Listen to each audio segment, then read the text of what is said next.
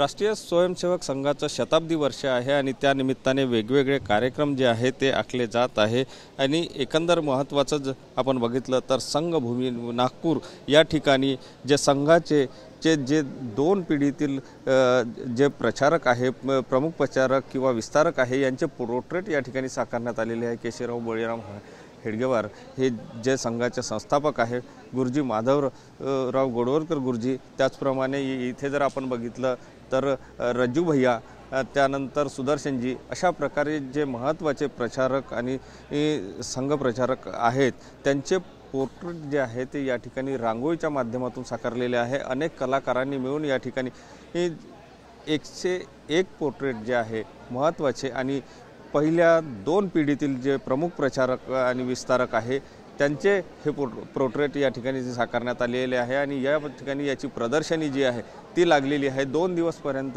ही प्रदर्शनी या ठिकाणी राहणार आहे। सरसंघचालक मोहन भागवत यांनी या प्रदर्शनीचं उद्घाटन या ठिकाणी केलेलं आहे।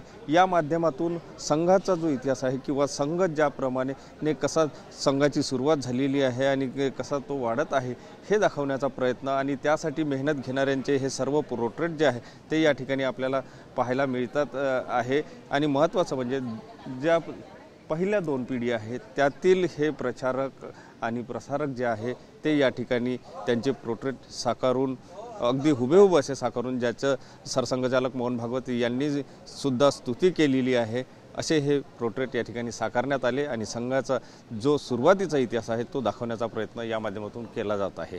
कॅमेरामन सचिन सयामसह सुनील ढगे, TV9 मराठी, नागपूर।